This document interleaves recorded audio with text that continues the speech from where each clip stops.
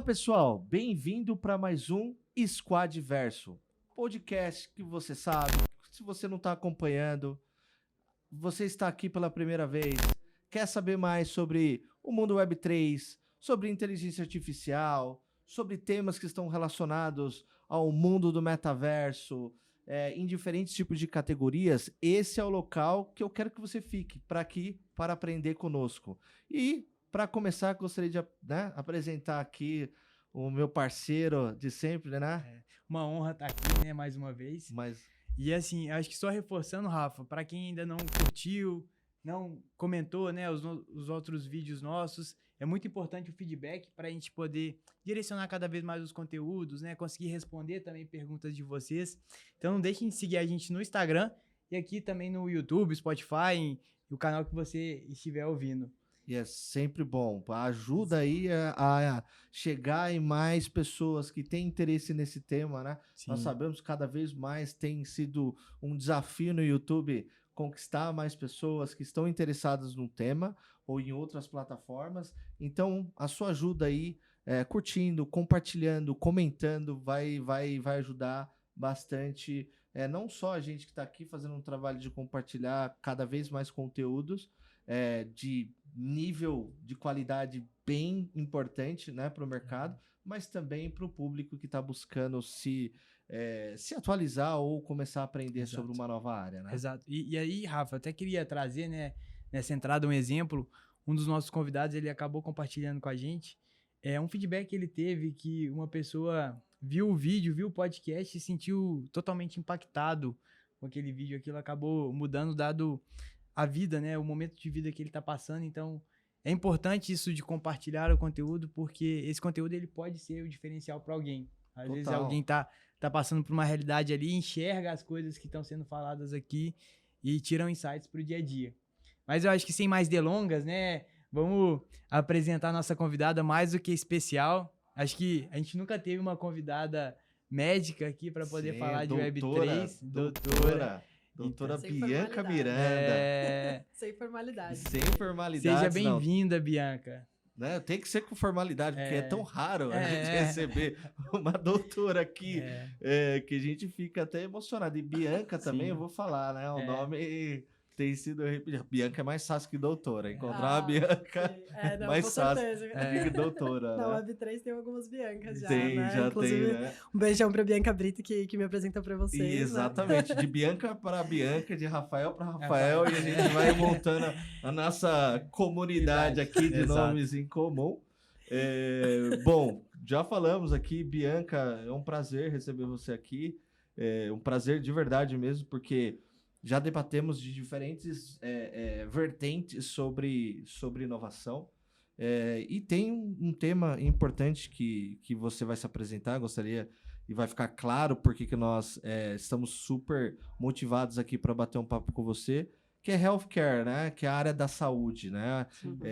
É um tema que eu particularmente gosto, porque meu passado, eu tenho parte da história nesse mundo e era apaixonado, né? Ainda sou apaixonado, mas ver a sua história me dá assim uma vontade até de voltar a estudar sobre healthcare, porque realmente motiva, né? Muita gente que quer ir aprender. Então, sem mais delongas, novamente, sem mais delongas, Bianca, se apresenta aí para nós. Legal, muito obrigada, meninas, pela oportunidade de estar aqui conversando com vocês, com a audiência de vocês. E vai ser um prazer receber vocês de volta no mundo do healthcare, hein? Tô esperando. Olha aqui, tá aí. Mas é isso aí. Então, meu nome é Bianca Miranda, sem formalidade de doutora, né? Doutora é a doutora B, que é meu avatar. Eu falo que ela é a porta-voz da startup HealthTech Brasil. E eu, assim, eu me formei médica em 2019, comecei a trabalhar ali no auge da pandemia, do lockdown, né? Então, eu tinha acabado de começar a trabalhar num posto de saúde. Eu ainda não sabia muito bem qual especialidade eu queria seguir. Eu não sabia se eu queria psiquiatria, se eu queria cirurgia, que é a área da minha família ali. E para não tomar decisões precipitadas, eu resolvi ir lá trabalhar com medicina de família, que e vem da família, então seu pai já estava na área de saúde. Isso, meu pai é cirurgião vascular, né? E ultrassonografista. E aí, então, cresci nesse mundo da medicina, né? Minha irmã agora se formou médica também, então lá em casa o assunto é um só, né? Aquele status quo que a gente agora na inovação tenta quebrar, né? Sim. Porque o padrão do médico é conviver só com o médico, né? E aí tem as exceções, eu acho que cada vez mais, a gente estava falando aqui no backstage antes de começar, possivelmente os médicos vão abrir mais a cabeça ali para além da assistência, né? E foi o que eu fiz, porque em 2021... Então, depois que eu tive aquela pequena experiência ali com medicina da família, eu fui para os Estados Unidos trabalhar com pesquisa na área do meu pai, de cirurgia vascular. E lá eu descobri o mundo da saúde digital, né? Então, eu vi médicos, pela primeira vez, eu vi um médico mesmo fazendo algoritmos para puxar dados estatísticos. Depois, eu comecei a me aproximar lá da parte de impressão 3D para programação cirúrgica. E aí, eu comecei a pensar, bom, por que vai imprimir a peça? Tá todo o hype ali, ainda não tinha, a Meta não tinha mudado o nome da holding, mas eu já sabia, eu adoro tecnologia, eu já sabia que os óculos estavam voltando com força, né? Na época, então, eu estava lá em 2021, já tinha lançado o MetaQuest em 2020 e já estava explodindo, assim, nos Estados Unidos, né? Todo mundo já estava comprando óculos de realidade virtual, então... olhando ali o mercado, os boatos que estavam surgindo, de todas as empresas de tecnologia, eu falei, bom, eu acho que esse negócio de realidade aumentada, realidade virtual, né? Vai vir com força, né? E aí, dentro do sistema de saúde, é interessante a gente ver, porque hoje, construindo a startup, muitos dos profissionais com quem eu tenho contato, eles vieram da área de entretenimento, da área de jogos, às vezes de marketing. Mas a parte de saúde, ela ainda ficou na margem, né, desse tipo de inovação. Porém, conforme a tecnologia vai se desenvolvendo, então a gente vê que hoje o hand tracking já está muito mais desenvolvido, os próprios hardwares e tudo mais. Isso vai possibilitando a gente trazer essas inovações para dentro da área da saúde, que é uma área que tem mais regulação, a gente tem que se preocupar mais com segurança. Então, não dá para ter uma tecnologia muito emergente e você já querer colocar na saúde. Mas a partir do momento que ela começa a se desenvolver, que é o estágio que estamos agora com o tal do metaverso, né? Começa a ficar mais possível trazer isso para a realidade da saúde. Então, acho que é esse momento que a gente está. E a Health Tech Brasil está na crista da onda aí, né? Que legal, que história bacana. E é até importante, como você falou, ter um caminho, né, para ter a maturidade, principalmente você com... É super interessante quando você vê esses tipos de profissionais multidisciplinares que se juntam para fazer um grande projeto, né? Porque você falou uma coisa que é importante, é de você aprender também com outros profissionais. Então, você aprendeu de game, você está aprendendo sobre marketing, aprendendo sobre outras áreas e com uma pessoa especialista em medicina, cara, isso vira uma bomba, relógio, assim, muito forte, né? Uma mina de ouro. Uma mina de ouro, né? Ó, mina de ouro. Tô brincando, bomba que eu falei porque o negócio é pesado, né? É perigoso, né? Tem que ficar longe. Que o pessoal... disruptivo, E já falaram que você é doida em algum momento, porque todo mundo trabalha com metaverso, é muito louco, falam, né? Eu vou te falar que da minha cara, assim, ó, diretamente, são poucos que têm coragem. Ah, é? Mas das minhas costas eu já ouvi falar muito, assim, né? É que eu tô falando assim, de metaverso pra metaverso, entendeu? Então me deu o direito de falar assim, porque eu acho que... eu acho que quando a gente tá inovando, né? Primeiro, eu ouvi uma frase muito, muito, muito interessante. Fala assim, se você tentar inovar, trazer alguma disrupção e não ganhar dinheiro com isso, você é louco. Agora, se você ganhar dinheiro, você é um gênio. Mas até ganhar, então, você é louco. Então, mas como é que é aquela frase de médico louco? Todo mundo tem um pouco? Então. É isso, né? Então... Mas essa é a grande jogada, né? Mas muito legal a sua história. Exato. E acho que trazendo um pouco do primeiro tema que você trouxe, né? A medicina, ela tem uma preocupação, quando você vai falar de tecnologia, né? Tem que ser coisas mais maduras. Hoje, como você enxerga... falando desse ambiente, né? Tecnologia e medicina. Como que tá esse caminho, né? A gente teve recentemente acho que um tema que ficou muito em alta, né? A inteligência artificial. Então, como que você vê, assim, inteligência artificial, Web3, o que tá mais maduro no mercado de healthcare? Qual o caminho que você tá enxergando que as empresas estão indo? Perfeito. Eu acho que quando a gente vai falar de sistema de saúde, a primeira coisa que tem que ter em mente é que, diferente de outras indústrias, a indústria da saúde, ela tem diversos stakeholders, né? Então, tem os hospitais, que eu acho que é a primeira coisa que todo mundo pensa, mas também tem os sistemas de convênio, tem a indústria farmacêutica, tem os próprios pacientes. Que é muito forte, inclusive, a indústria Entendeu? farmacêutica. Tem os laboratórios também, né? Exatamente. Então, todos esses stakeholders estão interconectados e fazem parte da indústria da saúde. Não é uma indústria só, né? Então, na verdade, é uma grande indústria que envolve múltiplas.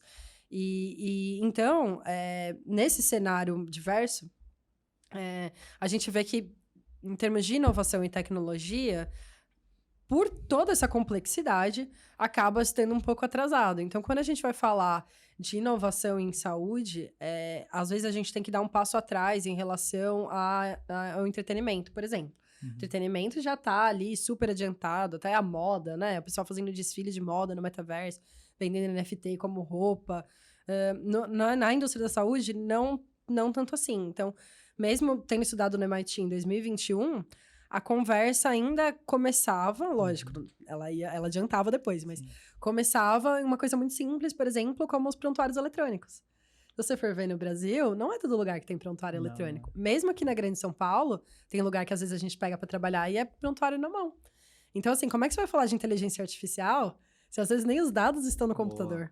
Ou falar de metaverso também. Piorou, né? Exatamente. Então, eu acho que tem que ter essa visão. Às vezes, para quem tá de fora e tá vendo inovação na saúde, não tem tanto essa consciência sobre como existem, primeiro, diversos sistemas de saúde dentro de um só, igual existem diversos Brasis dentro de um Brasil grande, né? E aí, a partir disso, então, a gente tem que olhar para a realidade que a gente está inserido. Quando eu estava nos Estados Unidos, realmente eu vejo que essa parte de machine learning, que depois vai evoluir para inteligência artificial, já estava bem mais avançada, porque ele já tem uma cultura de pesquisa muito bem estabelecida, então as bases de dados já são estruturadas, ele já tem os dados prontos para depois você pegar e transformar aquilo num algoritmo de inteligência artificial funcionante. Né? Agora, aqui no Brasil, mesmo onde já tem prontuário eletrônico, onde já há coleta de dados, ainda é difícil você pegar uma instituição que esteja tudo organizado para você só chegar lá com o algoritmo e pegar e fazer aquilo acontecer com a inteligência artificial, né? Então, eu acho que é um caminho muito longo, até de conscientização, e por isso a gente, na Health Tech Brasil, optou por começar pela área da educação, porque precisa ter uma revolução cultural mesmo dentro dessa indústria. Não, você falou até uma coisa que é interessante, né? Todo mundo que pensa, por exemplo, com metaverso, eu já vou voltar para a questão de inteligência artificial, ele pensa que a aplicação dele é só para treinamento, justamente porque o maior valor, né, que não é o público final, mas assim, ao meio da cadeia ali, B2B, tá no treinamento. E ele é extremamente importante, como um prontuário também é muito importante, né? Exato. A gente vê um desafio muito de engajar o público para ser treinado. E treinamento é chato pra caramba. Mas como que você cria maneiras para fazer isso, né? Um outro ponto que você trouxe, que é bem legal, eu estava esses dias agora no Web Summit, e um dos temas que foi muito debatido... Não fui, a minha sócia tá lá. Eu ia falar, nossa, mas como que você já foi? Você já voltou, menino? Eu voltei hoje de manhã, não dormi aí. Por isso que eu não falei pra você que eu não tô com sono que nem você. Eu virei a noite editando vídeo e você... Eu voltei de madrugada, cheguei agora às 5 da manhã. É a vida do empreendedor, né? Exatamente. É isso aí. E aí... mas para esse podcast eu viria até direto, varado, assim, também não tem problema. Eu também. E aí, um dos temas que foi muito debatido lá, obviamente, foi inteligência artificial. Porém, o que me surpreendeu mais foi também o debate de temas que a gente não olhou com o tempo necessário para que se amadurecesse. Então, a gente fala de inteligência artificial, mas uma das coisas aqui, principalmente, por exemplo, que a Squad Premium também tem como serviço, não fazendo jabá, mas é realidade, o Analytics, né? Então, esse tratamento de dados, grande parte das empresas, eles não conseguem fazer o manuseio. Não estou falando nem de inteligência artificial. Como você cria um processo de organização dessas informações? Como que está a base? Qual que é o nível de segurança que você tem? E eu vi já que, por exemplo, no Web Summit, o debate foi muito também pautado vamos fazer o básico bem feito? A gente vai chegar lá. Tem inteligência artificial, você quer ouvir, tá aqui. Mas olha aqui, ó. Você já olhou isso daqui? Porque realmente é o que você falou, né? Tem muito basics pra gente ainda falar, né? Tem aquela analogia que falam o data lake, né? Que quando tá tudo organizado, os dados. E tem o pântano dos dados também, né? Então, no Brasil, a gente tem um grande pântano de dados perdidos. Na Health Tech Brasil, a gente tem o nosso foco em construir um metaverso, né? Então, um hospital em realidade virtual é o que a gente já construiu, na verdade, multiplayer, e agora a gente está começando as simulações lá dentro. Mas, conforme a gente foi caminhando por essa jornada, acabou surgindo uma demanda espontânea do mercado de consultoria, né? Como é que vocês estão fazendo o que vocês estão fazendo e colhendo esses resultados? E nisso, apareceram alguns prospects, né? Porque nem chegaram a virar clientes. Quando a gente chega nesse ponto da conversa, muita gente sai correndo. Porque eles chegam, às vezes, donos de clínicas ou médicos especialistas já bem mais velhos, querendo um algoritmo. E realmente você vê que o raciocínio do médico especialista é igualzinho de um computador, é igualzinho um algoritmo de inteligência artificial. Existe um fluxograma, se é isso, aquilo, se não, aquilo, né? Então faz aquela árvore de raciocínio igual ao computador e rapidamente você transforma o raciocínio do médico especialista em um algoritmo. Mas e aí? Cadê a base de dados para alimentar aquele algoritmo e transformar, de fato, aquela máquina em uma máquina que reconhece os padrões? Então, e o contexto também, né? Exato. Hoje a gente avançou mais no contexto, mas... Exato, mas aí assim, mesmo tendo um contexto, você vira para esse prospect e fala, beleza, eu faço esse algoritmo com esse raciocínio que você me passou. Mas antes a gente vai precisar analisar a sua base de dados, organizar para fazer acontecer. Não tem esse entendimento. Eu recebi várias vezes o feedback no sentido de, não, você não pode fazer isso, vai dar muito trabalho. Como assim você quer arrumar minha base de dados de 20 anos de dados que eu coletei? Mas é o único jeito. É o seu ouro, né? Exatamente. Você tem que, de fato, estruturar os dados para aquela máquina poder reconhecer aqueles padrões. E eu acho que esse entendimento ainda, para a maioria da população leiga, né, que não está em contato com a tecnologia, ainda é muito abstrato. Então, até o nome inteligência artificial, eu acho que ele é misguided em inglês, em português a gente falaria como, não sei, ele tira a gente de uma trilha de raciocínio, né? Porque, na verdade, a máquina é inteligente, até que ponto? Né? Na verdade, ela tá reconhecendo padrões ali de acordo com o que você programou. Exato. E assim, eu vejo essa parte, né? Quando a gente fala inteligência artificial junto com a medicina, o que vem muito na minha cabeça é, hoje a gente tem uma forma, né? Através das pesquisas, das limitações, a gente descobrir aquelas doenças. Um exemplo que eu amo dar é Parkinson, né? Por ter pessoas na família próxima que tenham. Hoje o diagnóstico principal, você tem um exame ou outro, né? Ali que ajuda, mas é o clínico. E eu penso assim, como que um médico que ele vai ver no máximo na vida dele, sei lá, ele viu 100 mil pacientes. Ele vai conseguir ser melhor, talvez, que um algoritmo que vai identificar padrão de 1 milhão, 10 milhões de pessoas. Então, a partir do momento que a gente realmente tem essas bases de dados, talvez as doenças, a razão daquelas doenças a gente até vai mudar, né? Hoje a gente acredita que seja por um motivo, a partir do momento que você consegue coletar os dados. E talvez venha, a coleta talvez tenha que mudar também. Porque às vezes a gente olha um tipo de dado e fala, não, esse é um indicador aqui para essa doença.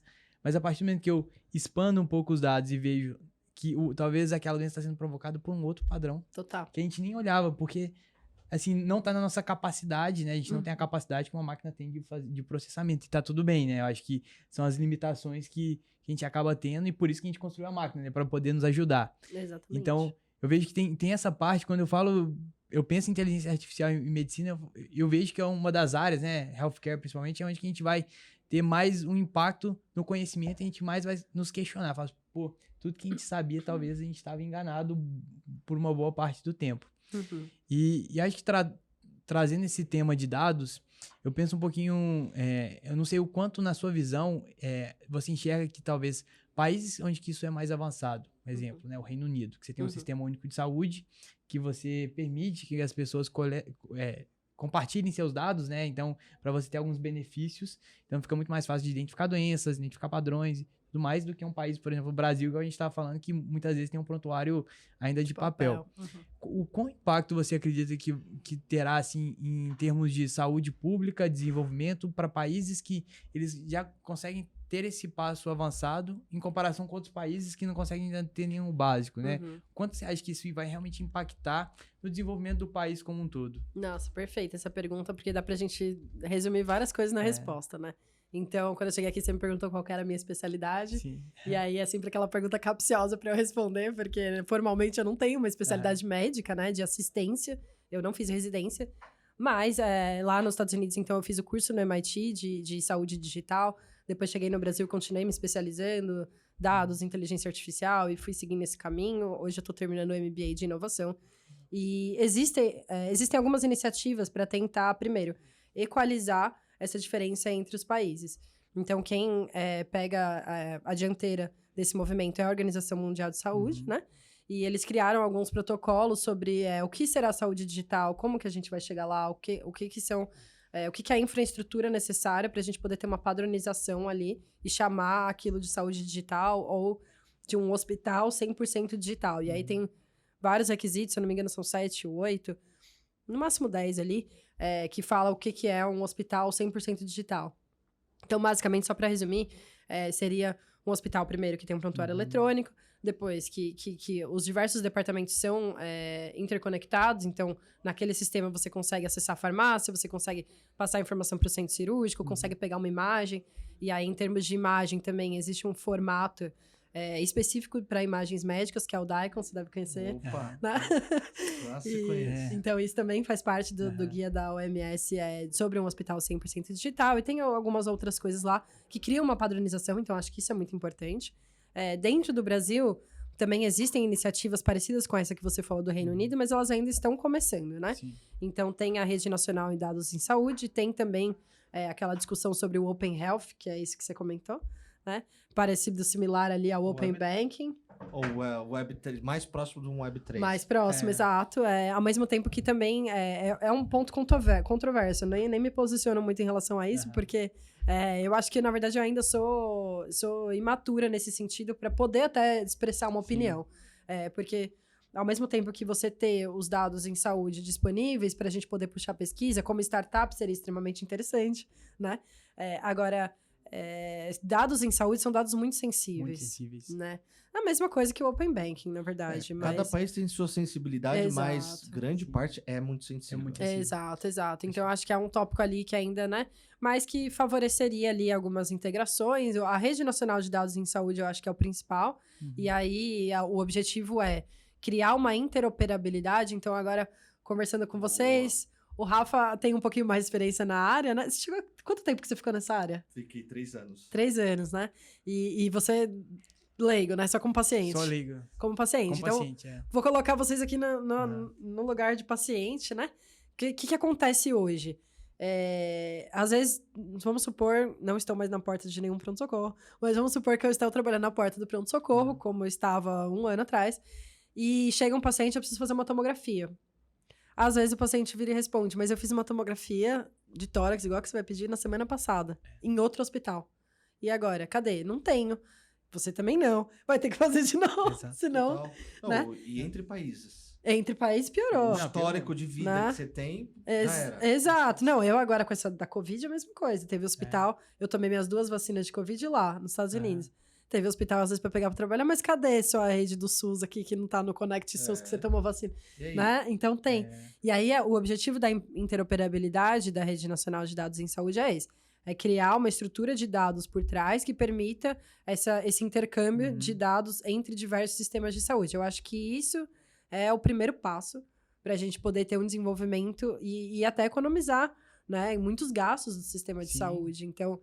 que o Rafa chamou a atenção para a questão de treinamento, que é o nosso foco na Health Tech Brasil, a OMS estima custos bilionários em dólares por ano de eventos adversos, de erros de prescrição e assim... Diagnóstico. Aí entra nos eventos adversos ali, às vezes até num erro médico, né? Mas são coisas diferentes. Sim. Mas entre os eventos adversos, existem estudos sérios mostrando que quase metade deles, alguns falam até mais da metade, seriam evitáveis. Então, assim, um custo bilionário, metade poderia ser evitável. Total. Qual que é o impacto disso, né? E na pandemia foi até mais forte, porque eu trabalhei na GE exatamente na época da pandemia. Então, assim, foi um momento... Assim, eu estava na empresa correta que precisava salvar o mundo. Fabrica tomografia, né? Sim. Tava na frente ali e todos os outros equipamentos que estão em volta também, porque a galera só pensava em tomografia e respirador, que é ventilador mecânico ou respirador, tem seus termos aí, até. E aí, o que acontece? Você tinha um desafio realmente de qual que é o papel nosso, né, como empresa também, dentro de uma sociedade no qual não é só vender o equipamento. Total. Pelo contrário, como a gente vê um crescimento da utilização desses equipamentos, no qual contratar até dentistas, farmacêuticos para a linha de frente, sem um treinamento. Você vai pedir para uma pessoa que nunca trabalhou numa tomografia, que tem que trabalha como um farmacêutico, para lidar com um equipamento como esse. Então, nosso papel foi muito assim, beleza, e agora o que a gente faz? Tem que educar essa galera. Olha como... E é ruim isso daí, porque a gente teve que chegar num momento de pressão tão forte assim, para valorizar que treinamento é a base de tudo. A gente fala tudo, a todo momento aqui, a gente sempre bate, educação. Vai falar de Web3, vai falar de metaverso, vai falar de healthcare, tudo. Educação. E é um desafio grande, né? Você muito. Vende essa proposta de valor, é um desafio, né? Muito, total. Não tem um ROI imediato ali. Você não vai medir na hora, né? Não. E ainda mais falou de inovação. Constrói comunidade, que as pessoas não medem ainda. Olha que... Exato. Eu acho que eu gosto de falar isso até quando a gente abre espaço assim, na Health Tech Brasil para falar de modelos de negócios. Eu acho que dentre todas as evoluções do metaverso, da Web3, aí quem vai falar que é sinônimo, quem não vai, eu também não vou entrar, não vou me posicionar nisso, mas a revolução dos modelos de negócios mesmo, né? Então, como que as novas tecnologias permitem a gente criar novas propostas de valores, novas formas de entregar esse valor. E uma coisa que eu tô achando bem legal, assim, aqui no Brasil, as maiores iniciativas de Web3 que estão tendo, estão com esse foco de educação. E eu acho isso revolucionário, porque a gente sabe que o Brasil, então agora vai sair o nosso white paper muito em breve. Legal. E estudando, né, é muito claro como o Brasil é um dos países que menos investe em educação, que menos se preocupa com isso. E eu tô vendo agora com a Web3 um foco muito grande da iniciativa privada em educação. E aí, para mim, são duas coisas que eu acredito. Eu acredito que o setor privado tem que puxar realmente o carro em muitas coisas. Total. E se a gente tá com essa preocupação com a educação, a gente tá no caminho certo. Exato. Então, o Brasil tá acertando, na minha opinião. Não, e assim, essa parte da educação, né? Acho que pelo menos quando a gente fala, principalmente na área da saúde, o resultado, muitas vezes, pode ser salvar uma vida. Né? Então, isso é intangível. Então, fala assim, a capacitação, o treinamento, ele pode salvar uma vida, né? Ou pode evitar que uma vida seja perdida. Às vezes, por falta de capacitação, por N motivos, né? Falta de materiais, acho que é difícil a gente enumerar, porque pode acontecer tanta coisa, né? O ser humano não é tão simples assim, é complexo, mas o treinamento, ele pode gerar isso, né? Acho que quando a gente pensa em negócio puramente, a gente fala mais números, né? A gente tá falando até de ter o ROI. O ROI, às vezes, pode ser realmente intangível, porque eu tô falando, salvei 10 pessoas, né? A pessoa mais capacitada, ela tá preparada ali para poder viver experiências, situações que na hora ali, que tá aquele da emoção, se a pessoa não tá preparada, a chance de errar é muito maior, né? Total. Então... E falta educação, até pegando o gancho, o ponto que você falou, e isso eu via muito quando eu estava trabalhando na área de healthcare, e isso não sobre uma empresa específica, mas sobre o mercado. De ultrassom. Foi feita uma pesquisa nos Estados Unidos e descobriram que o ultrassonografista, ele só utilizava 18% da capacidade do que a máquina poderia entregar. Mas aí tem um detalhe. Isso tudo foi nos Estados Unidos? Foi. Nos Estados Unidos, quem faz ultrassom não é médico, são técnicos. E aí, qual que é a diferença? Por que isso tem um impacto tão grande? O ultrassom é um dos poucos exames médicos que ele é o que a gente chama de operador dependente. Ou seja, se você tem uma pessoa muito capacitada fazendo aquele exame, ele vai ser, às vezes, melhor que uma tomografia. Agora, se você tem uma pessoa que, às vezes, não sabe muito bem a anatomia, não aprendeu muito bem a mexer na máquina, às vezes aquele exame não vai ter valor quase nenhum. Exato. Porque imagina, então, se for um bom técnico, pode ser que faça um exame perfeito, entregue lá nos Estados Unidos como que funciona. Então, eles fazem ultrassom, o técnico, e entrega imagens e um laudo simples, né, para o médico avaliar. E aí, depois o médico dá o laudo completo. Aqui no Brasil, não. Aqui no Brasil é o médico que tá fazendo o exame, ele tá vendo lá aqui na hora, porque existe uma diferença entre você só ver a foto e você ver o exame sendo feito ali em real time, né? E depois faz o laudo e tudo mais. Então, eu acho que... É de médico para médico e fora de técnico para médico, né? Isso. Então, eu acho que isso tem um impacto muito grande. Isso Talvez se a gente verdade. fizesse o mesmo estudo no Brasil, seria bem diferente. Seria. Provavelmente. Né? Mas aí eu acho que teria outro impacto também, quanto aquele médico tá treinando também. Totalmente, Embora assim, sim. é como você falou, é um balanço entre capacidade técnica de operação de um equipamento versus a capacidade de conhecimento de Total. anatomia e As duas etc. coisas. da prática, né? Se não tem esse balanceamento, você acaba realmente fazendo um exame utilizando a inteligência artificial, às vezes, uma máquina que vai indicar uma coisa e é isso, né? Porque mesmo sendo uma inteligência artificial, no caso do ultrassom, você vai precisar saber achar aquela estrutura, saber que ela é aquilo. E até a Então- evolução, porque às vezes a máquina vai te falar a evolução de uma situação ali, principalmente gravidez, né? Só que se você pega todo o histórico para entender por que ele tá falando que aquilo aconteceu no sétima semana da gravidez, o médico, que você bem ressaltou, eu acho interessante isso, eu tô aprendendo aqui com você, o médico, ele olhando o histórico, né, com conhecimento de medicina, ele vai falar, beleza, ele evoluiu no quadro de 7 semanas, semana a semana, por isso que a inteligência tá falando que é isso. A importância também do médico, e isso eu tinha até anotado aqui para te falar, né? O robô vai substituir o médico. E eu acho que eu já tô dando uma situação que é super difícil de substituir, né? Eu até ponho essa frase no fim do meu pitch, né? Porque é uma coisa que eu escuto muito, inclusive dos próprios estudantes, enfim, diversos stakeholders aí que a gente já comentou. Eu vejo que, assim, como você mesmo falou, para reconhecer padrões, a máquina é outstanding, assim, não tem como um ser humano conseguir reconhecer padrões da mesma forma que uma máquina, porque padrões é matemática, gente, deixa o computador fazer que é melhor, né? Mas aí onde que vai ser, então, o lugar do médico, né? E aí é um questionamento muito grande. Eu acho que, assim, para começar, o que hoje a gente chama de inteligência artificial ainda é muito mecânico, ainda vai desenvolver muito mais, vai virar uma coisa mais robusta. Então, esse período, eu acho que a nossa geração, talvez até a próxima ainda, passe pelo desenvolvimento pela maturação dessa tecnologia. Uma vez maturada, aí sim, aí eu acho que o médico vai ter que se reposicionar. Mas pra gente agora, ainda vai ter muito papel de... Hoje, não sei se já tiver... Vocês têm empresa de TI aqui, com certeza vocês já tiveram uma experiência direta ali com a inteligência artificial, mas na parte de imagens, que é o que eu gosto mais. Então, quando eu fui escolher a HealthTech Brasil, né? Sempre front-end. Eu falei, gente, as pessoas, elas gostam de ver. De ver, né? Mesmo que tenha, que os dados sejam, a gente sabe que os dados são as minas de ouro, quando você vai vender, se eles estiverem vendo, você vai vender mais rápido. Não é palpável. Aquilo que você não vê, não é palpável. E não só pensando assim, em vendas mesmo, diretamente, mas em tudo, né? Então, no posicionamento da marca, em como que você vai, enfim, passar aquela visão mesmo, né? Construir uma cultura, pelo meu perfil, assim, minha personalidade, eu achei que o front-end ia ser ali minha praia, né? Mas, quando a gente tá falando de imagens, a inteligência artificial, muitas vezes, ela dá um reconhecimento de padrões de imagens e fica aquelas imagens numa área nebulosa.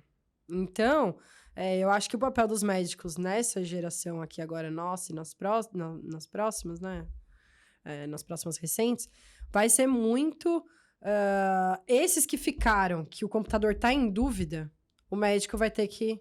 Então, as exceções, as regras, vai ser o lugar do médico das nossas gerações. E eu acho que pro próprio médico, isso vai se tornar mais interessante. Porque hoje, o que acontece? A medicina, ela se especializou tanto que o aluno de medicina, ele acaba ficando, às vezes, até meio perdido. Porque ele aprende vários pormenores de especialidades super avançadas, e às vezes fica meio perdido na visão geral, porque como é que ele vai juntar todos aqueles micro pedacinhos? Uma vez que ele tenha um sistema, uma máquina que faça aquele geralzão, e ele só vai precisar se preocupar com as exceções, todo mundo vai sair ganhando. O médico vai ficar mais feliz, porque o arroz com feijão, ninguém tem tesão, assim, de fazer, nossa, padrão de hoje gripe, eu peguei uma gripe e eu tive que dar de pirona. Exato. Nossa, é isso. Não, né? Mas assim, quando pega um caso a máquina raro, vai falar assim, às vezes não é gripe, pô. A máquina vai falar, às vezes pode ser Covid, gripe e resfriado. Que são, né, eventos gripais, que eles falam, né? Até a máquina pode se dar o direito, né? Sim. E eu acho que tem a medicina preventiva, né? Que a gente nem tá também, comentando aqui. muito. Que hoje... Maior. Que hoje, vou pensar, ela é zero, né? Assim, vamos, assim, sendo sincero. Brasil, né? Brasil, principalmente. Então, quando você vai pensar, hoje, eu recentemente fiz exames médicos em uma grande em laboratório, né? Aí a primeira vez veio um gráficozinho do meu último exame desse. Eu falei, que legal, pelo menos agora tá vindo essa comparação, né? Mas se for pensar, igual a gente tava falando da base de dados. Então, tudo que eu passei, de quanto tempo eu preciso fazer exame. Isso é até uma oportunidade para os laboratórios, para as empresas que estão... Lógico disso aí. De falar assim, tá na hora de você fazer o exame de novo, de uma maneira preventiva. Então, hoje, a gente é muito reativo, né? Eu só vou no hospital quando eu tô doente. Sim, total. E é normal. Como demoraram para chegar nisso, né? Exato. Como demoraram para fazer um negócio simples, que é olhar lá, cruzar o ID do Rafael, ele fez exame tal dia, fazer de novo, no mesmo laboratório. Já deve ter feito uns 5 lá, ele tem 2. Então, eu acho que realmente essa parte, principalmente da medicina preventiva, né? Assim, desculpa de interromper, mas eu acho que seria interessante acrescentar esse ponto com certeza. E discutir sobre isso, que a medicina preventiva, eu pelo menos enxergo que ela vai começar a ser parte do nosso dia a dia. Precisa ser. Com certeza. Porque a gente ser só reativo é muito caro, né? A gente estava falando aqui sobre a questão de fazer o mesmo exame uma semana depois. A gente olha hoje o sistema de saúde no Brasil. É legal, a gente tem o SUS, que, o SUS comparado ao que existe no mundo é realmente um exemplo, né? Eu acho que é um exemplo positivo. Mas ainda é muito caro a medicina no Brasil. Você vai pagar um plano de saúde hoje no Brasil, ele tá muito caro. Cada vez vai ficar mais caro, né? Cada vez tá ficando mais caro. Então, você vê planos no Brasil esse ano, 30% de aumento. Então, você começa a deixar isso restrito a uma população muito pequena. Que no final das contas, isso faz sim diferença, isso aumenta assim a desigualdade, isso gera vários problemas sociais. Mas a partir do momento que eu tenho uma medicina mais, eu nem queria usar esse termo, tá? Eu tô pensando aqui mais eficiente, que é no sentido de eu evitar um desperdício, evitar ter que fazer o mesmo exame várias vezes, eu ter uma prevenção, talvez a gente consiga, pelo menos assim, um sonhador, né? Que a gente tenha uma medicina um pouco mais barata, né? Porque a medicina é muito cara hoje. Não, total. Acho que você tocou num ponto super importante, assim, em relação de estratégias de governo federal, acho que eles têm o mesmo pensamento que você, então até por isso abriram mais escolas médicas, surgiram programas ali influenciando a medicina de família, tanto que eu me formei e segui esse caminho, e para mim foi muito natural, porque quando eu entrei na faculdade em 2013, já tinha tido uma mudança curricular nas escolas de medicina, de uma forma que, dos 6 anos de faculdade de medicina, 4 eu tinha matéria de medicina da família. Juro, ninguém aguentava mais. A gente falava, meu Deus, mas de novo, medicina da família, a gente não aguenta mais. Porém, quando eu me formei e ainda não sabia o que eu ia fazer de residência, tem aluno que sai muito claro, eu vou ser cirurgião de cabeça e pescoço. Vai lá. Nossa senhora. Tem gente que se forma no 6º ano e já sabe Sim. que vai ser isso, Tenho e é medo isso. de pessoas assim. Já sai querendo cortar pessoas de cabeça. Então, eu não sou muito essa. Eu prefiro o né? metaverso. Eu já saí meio parece que tinham me rodado um peão, assim, Você foi eu no tava caminho meio... certo, é melhor metaverso. Então, eu ainda tava meio assim. E pra mim foi super natural seguir a medicina de família. Porque imagina, eu já tava há 4 anos fazendo isso. Foi, né? Continuou, é como se estivesse seguindo o estágio. E a medicina de família é o que tem essa preocupação. Então, as unidades básicas, né? Em trazer uma medicina mais preventiva. Até quando a gente, como médico, vai trabalhar nesse lugar, a gente fica meio restrito. Você não pode pedir exames de alto custo. Você não pode, às vezes, prescrever medicações de alto custo. Isso fica... da responsabilidade do hospital ou do pronto-socorro, de outros, tem uma hierarquia dentro do SUS, né? Sim. Então, começa ali na unidade básica, que é a questão da prevenção, depois ele passa pro pronto-socorro, se for uma urgência, emergência, e finalmente vai pro hospital, se for realmente alguma coisa que precisa ser tratado em ambiente hospitalar, que é o alto custo, né? Sim. E então eu vejo que... São as internações... Isso, internações, cirurgias, às vezes um ambulatório de um especialista de doenças raras, isso aí é dentro do hospital. Entendi. Agora, se for comparar, o que eu tive de experiência como profissional de saúde aqui nos Estados Unidos, o que eu vejo, o Brasil está mais preparado para prevenção do que os Estados Unidos. Lá, olha isso. Lá, o que acontece, pelo menos no Texas, né? Porque aí muda também de estado para estado. Região, no Texas, tinha uma preocupação com a saúde pública, porém, é só hospital, exclusivamente hospital. Então, vocês ficam doentes lá no Texas, tá com uma gripe, sei lá. Você não tem um posto de saúde gratuito pra ir. Você tem que pagar a consulta no pronto-socorro, vai ter que pegar fila, vai ter que ficar lá horas. Quase inteiro, assim. Quase inteiro, mas o Texas ainda tá um pouquinho na frente, porque existem hospitais públicos. Pelo menos o hospital tem. Só que o que adianta? Você chegou no hospital, você já tá com uma doença que vai custar milhares de dólares, ou às vezes até mais, pra tratar, e se você tivesse pegado lá atrás, você teria economizado, né? Sim, então eu sim, vejo mais que, simples. nesse sentido, o Brasil ainda tá na frente dos Estados Unidos, mas tem outros países que já estão mais à nossa frente. E aí, tem uma outra questão que você comentou da desigualdade, e aí eu acho que é por isso que o pessoal às vezes fica chocado, né? Quando a gente fala, o Brasil tá mais avançado que os Estados Unidos na medicina preventiva. Até certo ponto. Porque aqui, então, você tem a medicina preventiva gratuita, muitas vezes as pessoas nem procuram, nem sabem que tem, mas tá lá. Agora, nos Estados Unidos, tendo uma classe média com um poder de compra maior, às vezes eles procuram, então, serviços particulares mesmo, né? Para fazer a medicina preventiva por conta própria. Então, às vezes, tem uma questão até da própria iniciativa das pessoas mesmo, de ir atrás, Sim. de se cuidar para não pagar aquela conta tem um milionária interesse. no fim da vida, né? Porque sabe que é caro, aí pesa o bolso, né? Exato. Então, eu acho que tem essa mudança, essa... Não dá pra fazer uma comparação direta, né? Não Porque dá. é tudo diferente. É cultural até, né? Exato, é Não, cultural. É cultural e também muito impactado por tempos com essa relação financeira. Uhum. O Japão é a mesma coisa, né? Uhum, Não é à toa que é o país que mais envelhece no mundo. uhum. Porque é preventivo puro. Isso. Só que tem um enraizamento de preocupação e planejamento muito forte em tudo que eles fazem, né? Sim. Sim. Não é só saúde, mas também reciclagem, etc. Né? Obras. Eu acho que isso vai muito da questão cultural, com certeza. Sabe uma coisa que eu acho bem interessante, e aí eu queria também entender de você, além da inteligência artificial, até voltando à inteligência artificial, porque a gente tá falando aqui entre metaverso e inteligência artificial, agora... SUS, o papo vai rolando e a gente não sabe onde vai parar, né? Só que eu tinha notado uma coisa aqui que é bem legal, que é sobre essa relação de como você vê, por exemplo, nós estamos falando de inteligência artificial na área de healthcare, e inteligência artificial na área de healthcare não é novo, né? Existe há muito tempo como inteligência da indústria, né? Que é o mais avançado lá, segundo a M-Web, lá tá na cara do gol, é o mais verdinho, bonitinho, é a inteligência artificial aplicada à indústria, né?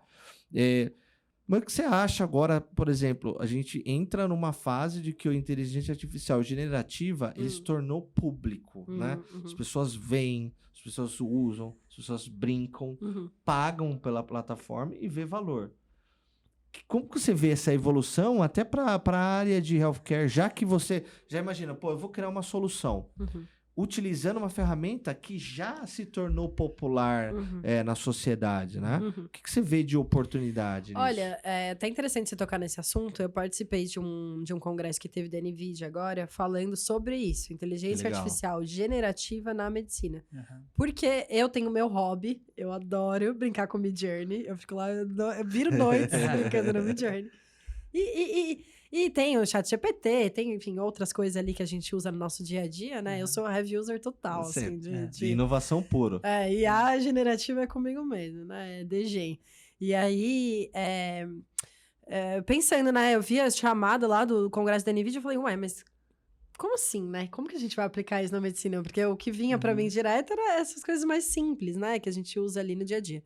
Simples no front-end, que a gente sabe que por trás tem muita matemática, né? Por trás ali, mas o que eles falaram, assim, que eu vejo que vai muito nisso que você comentou também, Rafa, a medicina preventiva, ela provavelmente vai começar a ter essa inserção da tecnologia na parte genética.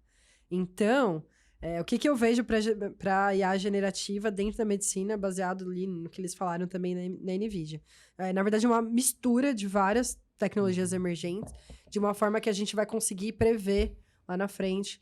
Então, tem alguns exames de imagem, tem os seus exames de sangue, tem o seu background genético, eu vou juntar tudo isso, e aí a IA vai me dar diversos cenários possíveis que poderiam ser gerados a partir de todos esses dados que você colocou. Então, isso foi uma coisa legal que eles trouxeram lá na NVIDIA, e que eu acho que é um futuro possível para a medicina. Mas, assim, tudo depende da qualidade de dados. Volta lá atrás no que a gente estava falando.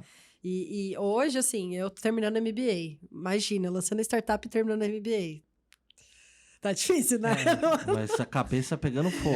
Não, todo momento. Não assim, tá muito frenético. simples, né? Tá. E aí eu tive que entregar uma atividade ali em cima da hora. Nossa, gente, tava... Tipo assim, na verdade eu até passei do prazo, o professor me deu um pano quente ali, deu certo, mas usei o ChatGPT para terminar, senão eu não ia conseguir. Se eu não tivesse usado o ChatGPT para terminar aquela atividade, eu não ia terminar, é fato, assim. E aí, aquela preocupação. O que eu faço? Eu sento no ChatGPT, me dá ali a análise macroeconômica do cenário de saúde durante a pandemia. Sempre cite referências. Sempre coloco. Por quê? A minha preocupação é, o ChatGPT vai gerar um texto. Sim. Tá certo? Não sei. Esse é o Ele papel. pegou... Da onde que vieram? Veio de qualquer lugar. Veio da Wikipédia, veio da Galileu, da Exame, sei lá, veio de qualquer lugar. Mas você perguntou a fonte pra ele? Então, aí eu criei o hábito. Escreva e cite referência. Aí, o que eu faço? Uma coisa mais séria. Nosso white paper, na atividade do MBA, tudo que eu for fazer usando isso, eu pego o que ele escreveu, pego a referência, vou lá, confirmo que é isso mesmo. Sim. E aí, beleza. Então, assim, até interessante, porque ele me deu referências legais. Então, na atividade de economia, me deu referência do McKinsey, da Deloitte. Sabia que era coisas boas, né?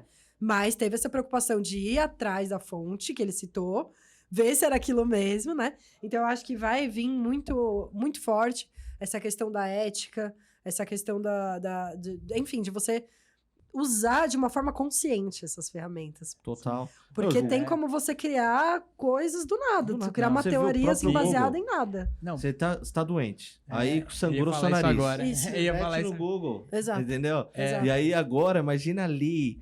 Obviamente, o que não é medo. A gente tem medo daquilo que a gente não tem domínio e não conhece, né? Mas imagina se você subir todas as bases de dados sobre exames, sobre tudo, né? Que você tem na medicina.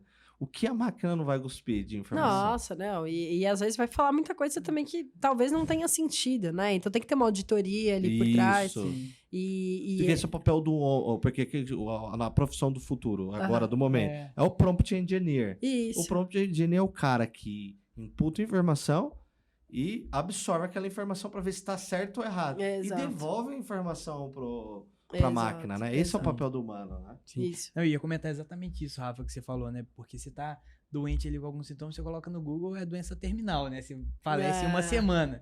Então, esse é um... Melhorou bastante, mas antigamente era isso aí. Infelizmente, vocês conseguiram cavar. Eu fiquei até com vontade de falar um negócio aqui, mas eu lembrei que eu assinei o contrato de sigilo, eu não vou poder falar. Mas tem a ver com inteligência artificial generativa e uma base de dados mais curada para informações médicas. Então, já existem algumas iniciativas nesse sentido, que provavelmente serão similares ao ChatGPT, né? Mas eu vejo que é um campo ainda, é um oceano azul. Vai sair muita coisa daí. E eu queria aproveitar, né? A gente tá falando do oceano azul e trazer um tema que, para mim, é super polêmico quando a gente começa a discutir sobre isso. Porque a partir do momento... a partir do momento que a gente... Esse é bem crítico, né? É daqueles que divide a sociedade. Eu vou falar, essa eu não vou responder. Não, mas é porque assim, quando a gente pensa dessa parte, né, de subir os dados, de você compartilhar seus dados, você sempre tem a seguradora falando, eu vou conseguir dar um preço mais barato para aquela pessoa que não tem doença, mas e a pessoa que tem uma doença terminal? Não terminal, mas uma doença grave, que ela não escolhe ter a doença. Ninguém escolhe ter uma doença, né? Assim, médicos que muitas vezes eu conheço, muitas vezes eles, assim, acabam não tendo atenção com o paciente. Eu sempre falo pra eles, cara, a pessoa tá no hospital não é porque ela quer. Ninguém tá no hospital ali porque quer. Ela tá ali porque, infelizmente, ela tá com um problema. E a partir do momento que eu tenho que compartilhar esses dados, eu compartilho meus dados, as pessoas que às vezes têm doenças, elas vão se expor mais. Se expor a talvez perder algumas oportunidades na vida. Porque a empresa, por exemplo, ela bate lá na saúde. Aí vai falar, não, mas a empresa não pode fazer isso. Mas a gente conhece como as coisas funcionam. Isso vai impactar. Tipo, não adianta a gente, acho que talvez aqui ser hipócrita e falar, não, isso não vai impactar. Impacta. Se todo mundo começa a acessar os dados de saúde das pessoas, aquilo vai impactar nas decisões e oportunidades que cada uma vai poder acessar. E aí como que a gente assim, discute isso, né? A gente falou muito no inteligência artificial sobre regulamentação. Sobre também blockchain, né? Porque o modelo de blockchain é para você criar protocolos de adaptar uma padronização, como você falou, centralizada, mas não tão centralizada que você pode ter instituições médicas no mundo inteiro aprovando ou não aprovando, porque seria um modelo mais seguro, né? Porque eu não posso acessar o seu blockchain seu servidor, seu protocolo de autorização daquilo lá, né? Total. E assim, aí pegando esse desafio, né? Porque o desafio é, a gente precisa de ter base de dados para a gente conseguir avançar na medicina. Quanto mais, melhor. Só que ao mesmo tempo, como que eu consigo avançar e ao mesmo tempo proteger as pessoas, né? Que seja um avanço, que realmente seja uma evolução e não um retrocesso, né? Como que você enxerga assim isso e se existe alguma regulamentação, iniciativa que eles já estão olhando, né? Acredito ser difícil regulamentação para isso, mas... Não, na verdade... Vamos amenizar, porque evitar, esquece. O humano é humano. É um assunto muito complexo, né? Então, até envolve ali a minha estratégia go-to-market com a Health Tech. A princípio, assim, a minha ideia, que era a tese lá de pós-doutorado, pivotei, chegou onde estamos, era para assistência. Mas quando a gente começa a enxergar todos os diversos regulamentações, órgãos, tudo mais que estão envolvidos em você trazer uma nova tecnologia para assistência, na prática, são tantos detalhes pormenores como esse que você trouxe, que para uma empresa jovem como a minha, acaba ficando quase, inviável, né? Então, o caminho da educação ou do bem-estar, para quem pensa em inovar na área da saúde, são caminhos um pouco mais tranquilos, mais flexíveis em relação à regulamentação.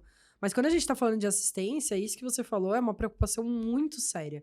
Então, aqui no Brasil, hoje, tem a LGPD, né, que já está valendo. Nos Estados Unidos tem o IPA. Na Europa tem a GDPR. Então, tem leis ali de proteção de dados específicas para cada cenário. Sim. E eu acho que é a primeira iniciativa para a gente poder mitigar esse tipo de problema que pode aparecer, né? Porque junto com as novas tecnologias vem soluções e também vem novos problemas, sim, né? E esse que você comentou possivelmente será um deles, né? Agora, como que a gente vai lidar com isso? Vai ter Open Health, não vai ter Open Health? Aí eu deixo pro futuro aí decidir, Deus, o universo, sei lá, quem que manda em tudo aí. Sempre foi, independente de LGPD, sempre, e de DPR, etc., sempre foi bem restritivo dados médicos, certo? Sim.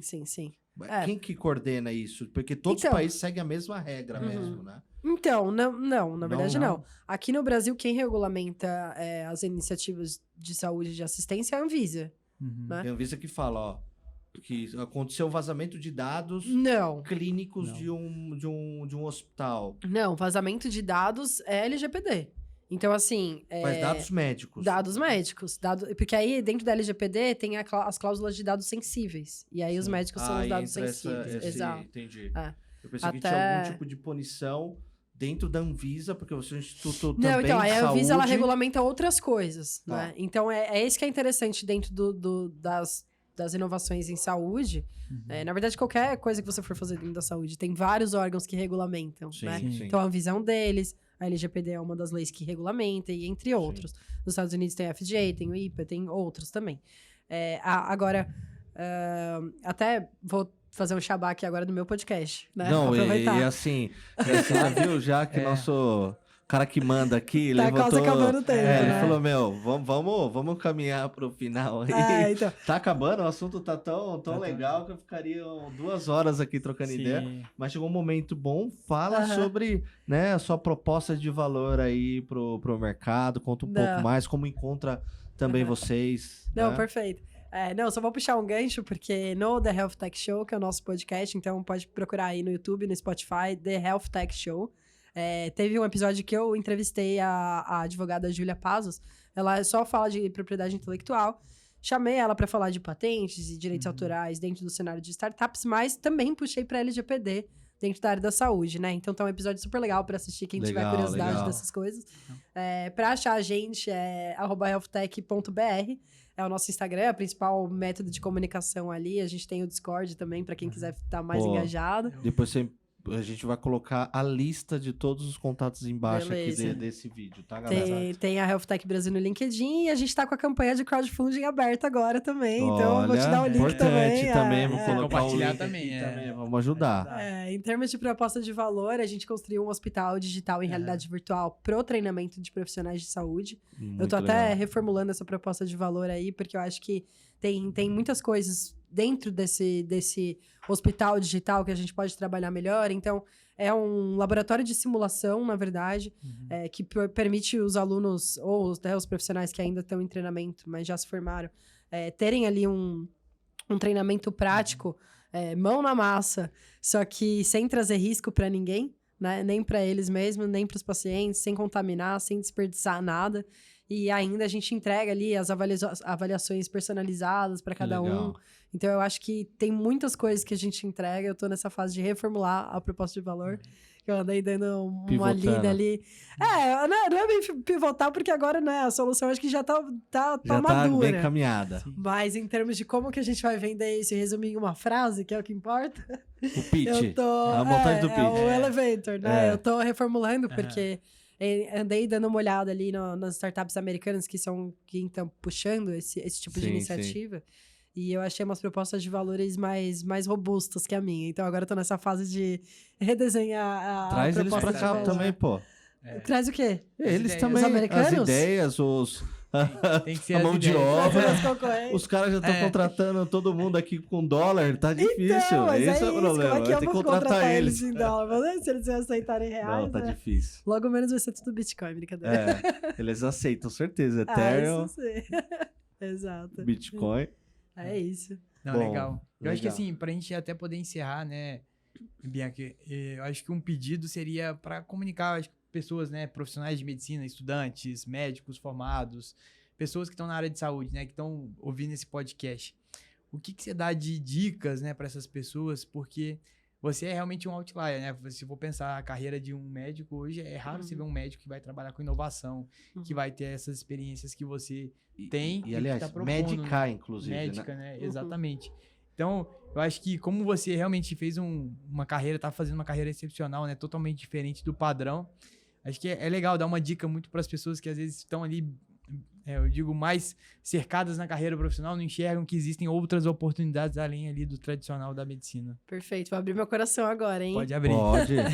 Porque, não, eu acho que o principal, na verdade, é ser curioso. Então, isso é uma característica que a maioria dos estudantes de medicina tem.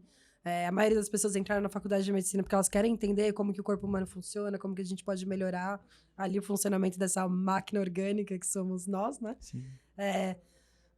Mas quando eu estava na faculdade de medicina, eu já tinha essa veia empreendedora, eu fui fazer algumas coisas ali que acabaram tirando meu foco da faculdade, e eu acabei repetindo de ano. E quando eu repeti de ano, ficou muito estranho ali o meu dia a dia, porque na verdade eu só tinha repetido poucas matérias, eu só tinha aula de quinta e sexta-feira. Então eu tinha todo o resto da minha semana livre, e eu tive que arranjar coisas para fazer, né? E aí eu vejo que nessa época eu já comecei a abrir minha cabeça, eu já comecei a estudar mais o inglês, a me preocupar em como que eu ia pra lá depois. Eu já tava com essa visão, então, tipo, nossa, não deu certo aqui, mas será que não tá tendo até um desnivelamento de formas de pensar mesmo, né? Porque lá nos Estados Unidos a gente vê que tem essa questão empreendedora mais forte, e aí isso tá chegando no Brasil com mais força agora. Eu vejo que essa parte de creators economy talvez abra novas portas para os brasileiros, assim como o e-commerce abriu, né? Então, eu acho que a parte da curiosidade é muito importante e de manter a cabeça aberta, né? Porque não existe só aquilo. Mesmo você estando na medicina, não é só assistência. Você estando no Brasil, não é o único país do mundo. Então, na internet, quanto mais línguas você conseguir falar ou se comunicar ali usando o ChatGPT ou Google Translator, que for, melhor, né? Então, eu acho que essa troca traz um enriquecimento muito grande para a nossa experiência. Conexão, né? Legal. Conexão é tudo. Exato. Tem um estudo de Harvard, você deve conhecer, se não, você como médica, tem que ir quais atrás. são os fatores que ajudam na longevidade humana, né? Aí Harvard fez uma pesquisa com X número de pessoas e descobriu que o principal fator é conexão. Jura? Porque as doenças mais evidentes agora são as doenças mentais. E principalmente elas que vão combinando em outras doenças. E o que é mais interessante é que quanto mais conexão você tem, esse trabalho que a gente está fazendo aqui, pode fazer com que você tenha mais um dia de vida, que eu tenha mais um dia. Opa, obrigada. Muito legal, muito interessante que eu vi isso, porque terceiro lugar era saúde física, né? Como praticar esporte, etc. E relação e conexão em primeiro lugar, parei para pensar, faz muito sentido. Porque você vê, pra eu encontrar vocês aqui, eu já tive que fazer uma maratona, brincadeira. Então você já trabalhou os 3 primeiros. Já. Né? Às vezes você pega alguém 3 dias deprimido, né? um deprimido não vai sair do sofá, não vai sair da cama, então isso vai acarretando em outros. O ansioso vai fumar mais, vai beber, Exatamente, então, né? É muito exatamente. disso. E bebida alcoólica era um dos que também ajudava. Eita, não. É, a aí bebida já alcoólica, tá polêmico. Mas estava hein? lá, na lista, lá pros finais, não exagero. E aí mas é interessante. coisas que te fazem relaxar. Entendeu? É interessante que você trouxe isso, porque saiu um estudo agora recente também. Falavam ali a dose ideal de bebida alcoólica por dia ou por semana, né? Um copo de vinho, todo mundo já ouviu falar disso, né? Eu já. Sim. Mas aí agora parece que estão diminuindo. Cada estudo novo que sai vai diminuindo a dose. a Não faz quantidade. mais. Não pode fazer mais esse estudo. Exato. Vamos parar, né? Ainda bem que eu nem leio. Se você falasse assim, tem um estudo legal disso aqui, vê, eu não vou ver. Deixa pra lá, né? Deixa eu passar pra lá. Exatamente. É isso, galera. Repetindo, o Rafael já fez o primeiro, agora eu vou tomar essa posição aqui. Agora você fica com o jabá. Não curtiu ainda, não comentou, por favor, dá esse help aí, comenta e etc. Ajuda a gente aqui a chegar a mais pessoas, a também aumentar também a visibilidade, né, desse nível de conteúdo. Vocês viram, né? Tipo, uma aula aqui. Hoje foi uma aula. Da área da saúde, fenomenal. Acho que a gente vai ter que dividir, você vai precisar voltar mais vezes aqui. Nossa, tem Ou muito convida a tema, gente que a gente vai lá também Então, falar tá aberto de convite. vocês. Tá A aberto gente continua convite. essa conversa. Vambora. Mas, um prazer. Muito obrigado por dar essa moral aí, chegar, trocar uma ideia com a gente. Acho que foi genial. Foi muito bom. E, sucesso. Conte com a gente pra, né, levar esse trabalho, esse Vale Prepositivo que você está criando aí pra frente. Obrigado. Muito obrigada, meninos. Fica aberto o convite para vocês irem da Health Tech Show. Eu já ia chamar antes, né? Mas eu esperei para ver se a conversa ia fluir. Se não for, eu vou aparecer do nada lá Se também. vocês não iam fazer nenhuma pergunta capciosa, assim, me colocar contra a parede, mas não. Vamos lá, vamos continuar. Legal. Tá bom? Obrigada, Que pessoal. Bom. Obrigado, Obrigado, gente. pessoal. Tchau. Tchau. Até a próxima. Tchau.